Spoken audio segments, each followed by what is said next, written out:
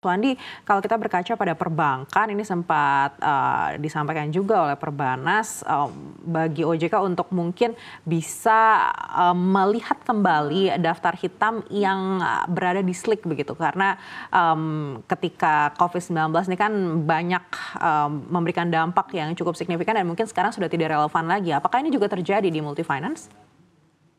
Ya, sebenarnya di awal-awal daripada restru yang diadakan tentu begitu banyak dinamika yang terjadi di mana salah satu pantauan daripada OJK adalah akun-akun yang direstru itu harus di-flag ya, harus ditulis R atau restru.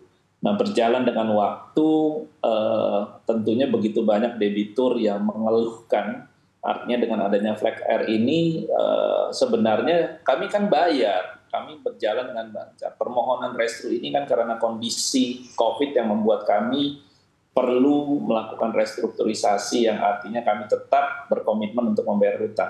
Namun demikian memang ini menjadi catatan khusus bagi the next kreditur, misalnya mereka bisa mengecek ke SLI atau yang kita kenal dengan BI checking bahwa account ini pernah direstru, berarti dia pernah bermasalah ya.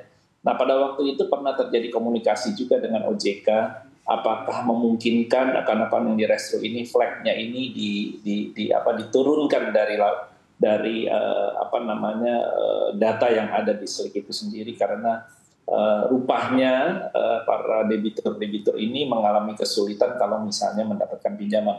Nah, rasanya seingat saya sebagian daripada debitur-debitur tersebut, sebagian pelaku jasa keuangan juga telah menurunkan flagnya itu sendiri, karena pada waktu itu OJK sendiri juga mendengar, memahami kesulitan yang ada, sehingga kan kelangsungan bisnis daripada debitur jangan terhenti karena situasi yang memang sangat sulit pada saat COVID terjadi. Jadi memang mungkin apa yang juga kita dengar ada beberapa catatan-catatan khusus dari pengamat ekonomi atau apapun juga dari pelaku usaha yang masih mengeluhkan ini, mungkin yang masih ada flag restru ini.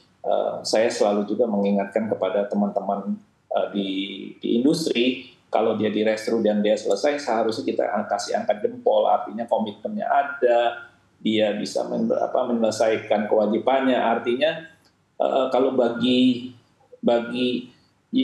tentu kembali ke masing-masing risk appetite sih ya Mbak Nega ya. Kalau beberapa perusahaan pembiayaan atau keuangan ataupun financial institution bisa melihat dari dua sisi. Kalau saya mungkin berpikir melihatnya bahwa debitur yang direstru dan kalau selesai berarti harusnya kita angkat jempol, berarti ini daya juangnya luar biasa untuk menyelesaikan hutangnya, komitmennya luar biasa.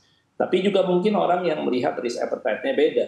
Kalau ada restru, wah bermasalah nih, kita takut. Nah, kembali lagi, masing-masing perusahaan pasti mempunyai risk appetite yang berbeda. Demikian, Mbak. Baik, kita akan coba tanyakan ke Pak Aris. Kalau praktek di CIMB Niaga Finance sendiri seperti apa, Pak Aris, terkait dengan penurunan red flag ini?